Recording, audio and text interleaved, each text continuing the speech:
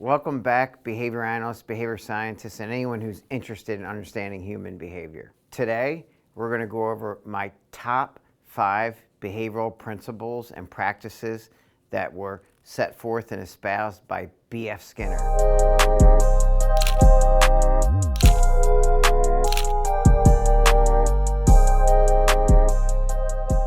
B.F. Skinner was the first American psychologist to ever receive a Lifetime Achievement Award by the American Psychological Association. He's an icon, he's an American legend, and one of the most influential people of that century. And what's really relevant about B.F. Skinner is that this Friday, November 30th, we're going to be having a whole conference about B.F. Skinner's culture, his practices, his visions, and it's going to be discussed in a forum in Mount Laurel, New Jersey for 5 continuing education units.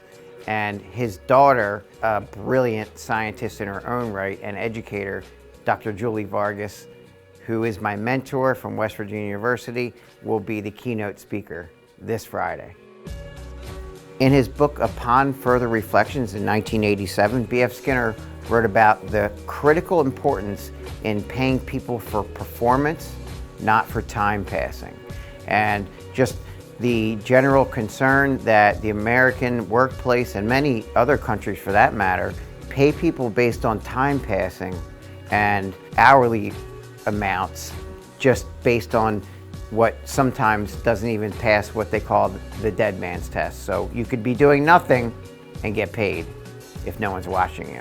So B.F. Skinner was one of the first to really come out and explain that people should be paid for their engagement at work and for their productivity and their efficiency.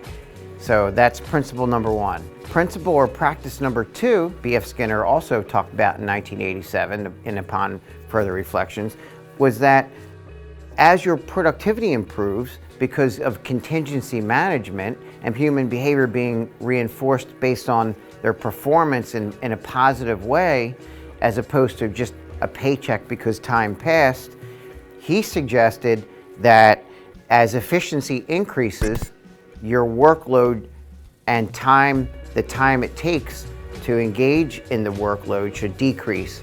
So it goes right in line with what we suggest, that the work culture should allow people to just go home early when they have a productive, efficient day, and basically just be reinforced for an excellent job and their performance and their engagement, rather than just wasting the day. Principle number 3 B.F. Skinner spoke about in his seminal works is that natural contingencies are what really are the critical factors that need to take control and maintain behavior and performance, not contrived ones. You may initially, as a leader in an organization, you may initially create artificial rewards or, points, tokens, small gift cards, things like that, just to kickstart a behavior. But B.F. Skinner spoke a bit about the fact that the natural contingencies are what are going to lead to a positive workplace and sustained job enjoyment. So in other words, what we usually talk about is that people find their niche. So someone will find joy and happiness in their job if they basically can find the thing that they love to do, and the natural reinforcers take over. So the social consequences of working with people that you enjoy and finding something that you really love to do in your work day, even if it's for a percentage of your day, that's the natural consequences taking over, as opposed to artificial things such as disingenuous praise from a boss that says, "Good job," and they don't really mean it. So it's things such as points and, employee of the month. Those things are contrived, and what B.F. Skinner spoke about was that contingency-based natural reinforcers are what we need to strive for. Principle number 4 that B.F. Skinner also spoke about is in 1987, the survival of the species and the natural selection of your behaviors day to day that are rewarded and reinforced by natural consequences So instead of the contrived artificial rewards that some bosses and organizations try to create, the natural consequences and contingencies are going to be what prevail and create enjoyment on the job. And in 1987, he actually related it to selection of behaviors, and that cultures, individuals, and species will survive almost in a natural selection way based on behaviors that adapt to the environment and that are naturally reinforcing. People pass on their DNA and their genes and their genetics and their behaviors based on behaviors that meet natural consequences as opposed to artificial ones. Principle number 5, what I love about B.F. Skinner's works, in Walden 2, in 1948, in Walden 2, B.F. Skinner spoke about the idea that there should not be competition among workers in the workplace. So Skinner didn't talk a whole lot about the organizational workplace, but what he did was extremely meaningful, and organizations could learn a lot when it comes to behavioral principles by not having workers compete. So in other words, don't have the employee of the month and compare them to other employees, because that just creates competition, and sometimes it creates contempt and problems among employees where they don't work as a team because there's only one winner of an award. So B.F. Skinner touched on that in Walden 2, which was 1948, and I think it was a really important principle that culture and organizations should adopt immediately. Something we strive for every day is making criterion-based rewards where all employees can receive reinforcement and rewards on the job for meeting criteria, or maybe no one. But you don't just pick one person and say they're the best and then compare them to everyone else, because it breeds contempt in the workplace and competition in the workplace, and sometimes instead of teamwork. I'm going to throw out a bonus since you stayed for the duration of the video, which is number 6. It's more or less a resource. The B.F. Skinner Foundation has incredible stuff on their website, and I want to make you aware of that, where Dr. Julie Vargas and team have worked really hard to create a whole virtual museum, archives, footage that was not yet seen and published, or books that may not have been published yet, and works, and the archives of B.F. Skinner, which is really cool.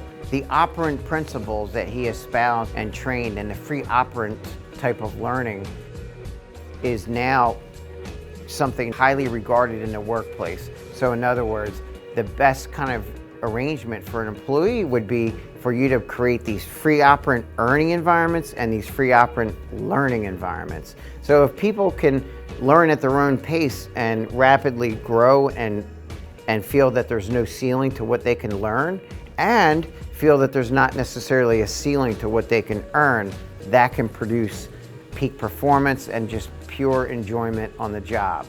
And lastly, I'm going to leave you with my favorite top 3 B.F. Skinner quotes, which the principles are so solid, they stand the test of time. It doesn't matter if he said it in 1948 or if he would have said it in 2018 or 19. The principles are solid. And one of my favorite quotes is that a failure is not always a mistake.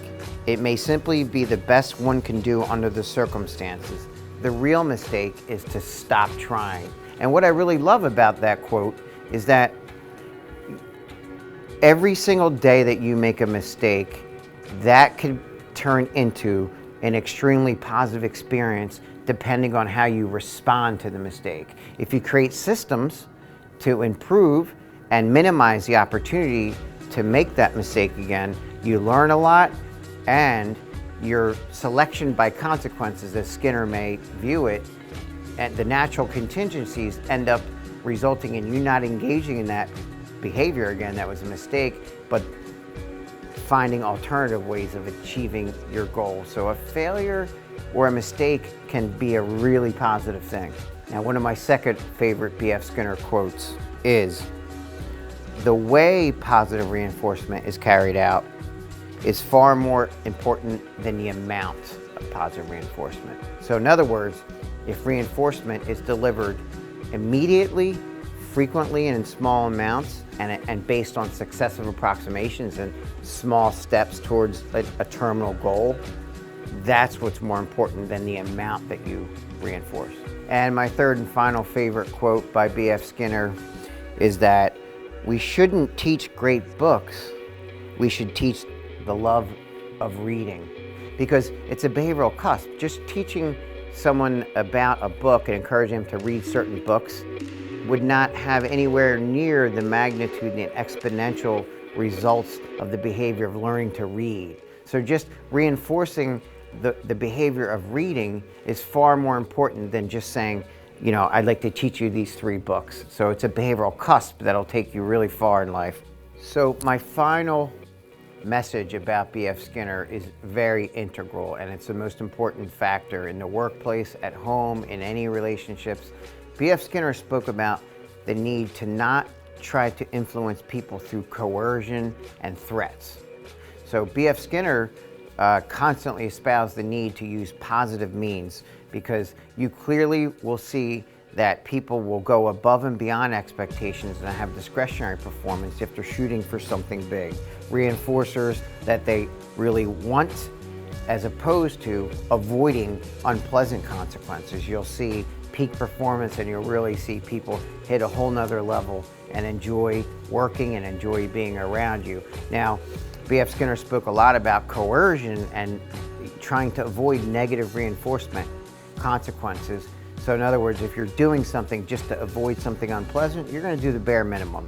You're going to just try to show up to work, keep your head down, fly below the radar, and do the bare minimum, and waste your day away. So the biggest message B.F. Skinner, his works have meant to me, are that it's important to use these positive means and not threats.